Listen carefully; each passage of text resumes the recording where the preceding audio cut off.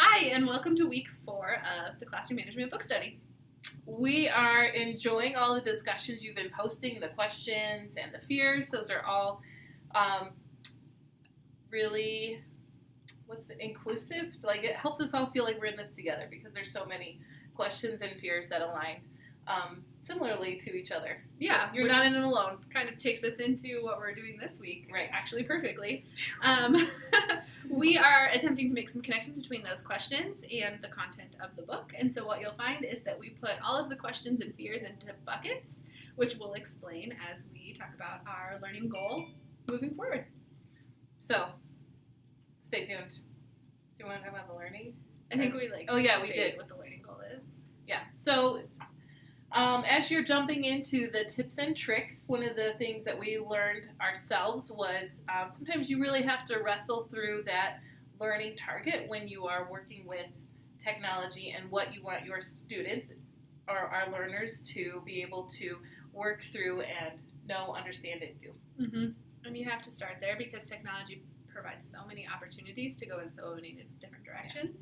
So we really grappled with that. But we landed on really looking at different approaches so that teachers can shift along the spectrum of content expert all the way up to coach and guide, depending on the activity that they're doing. So we're not saying that one is better than the other all the time. It's really looking at what are you trying to accomplish, what's your learning goal, Right.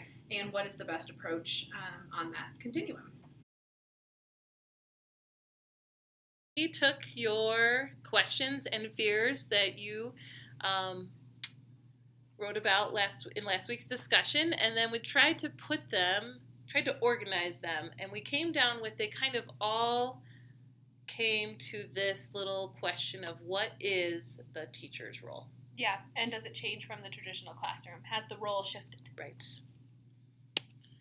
So we found that there were 3 roles of a teacher that we could connect with your fears and questions, and they are to guide students to content mastery, to develop creativity, critical thinking, collaboration, and communication.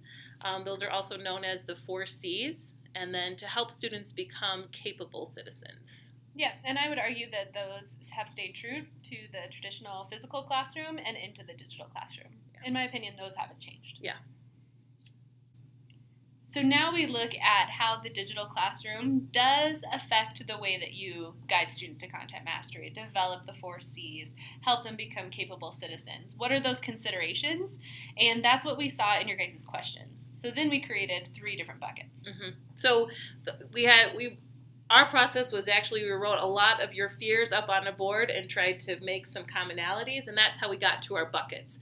So the first big bucket that we got to in the question was when to use technology versus static tools. Yeah, so some people were asking, when is it good to just use an old-fashioned tool? Yeah. Could be a ruler, a map, what have you. And when is it actually better to use technology? And a lot of people reflected on that in their Google Drawing, that they really wanted to use technology in ways that change what they're doing rather than just using technology for technology's sake. The next bucket that we were able to put things into was what steps can I take to become a coach and guide?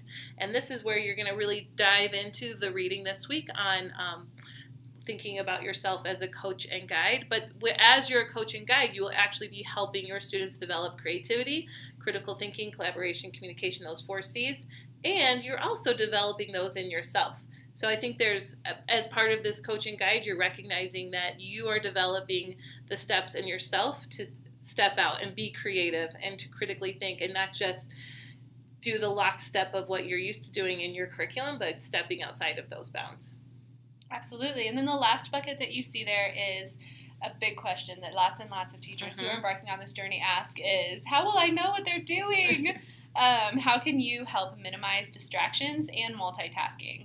A teenager, an 8-year-old, what have you, will tell you they can read and listen to music at the same time. They'll tell you that they can do a million different things, but really you can't. The brain cannot do that. Right.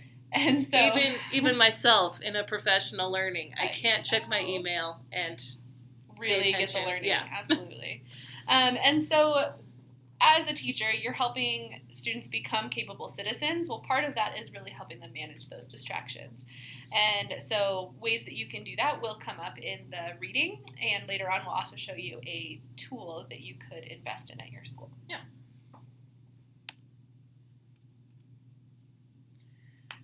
So your reading today is pages 39 through 61, which is chapter 3. And then we took those big questions and then matched some pages up to give you some more direct learning to help you answer those questions that you posted. So when to use technology versus static tools to guide students to content mastery, well, check out personalized learning on page 44.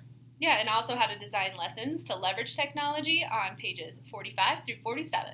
If you're looking for steps to become a coach and guide to develop those 4 C's, check out the organization and structure for students to manage themselves in the learning process, how you can plan for students to share with each other, and also just basic research skills on pages 54 through 58. Absolutely. And you can also get some tips and strategies from other teachers on how to minimize distractions in order to create or help them become capable citizens. By looking at seat arrangements so that you can monitor their distractions on page 43. And then the tool that we wanted to tell you about is LandSchool if you have Chromebooks, or Apple Classroom if you have iPads. LandSchool is a paid subscription, and Apple Classroom is a free app on iPads.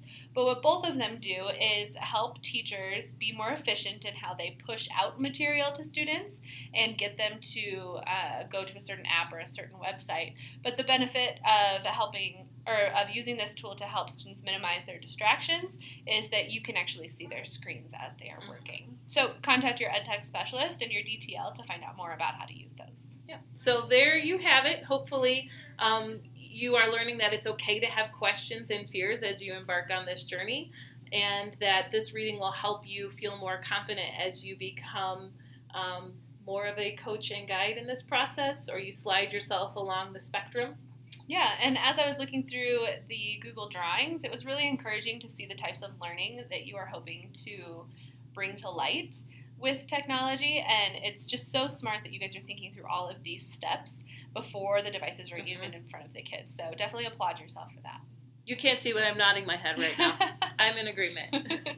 Go team!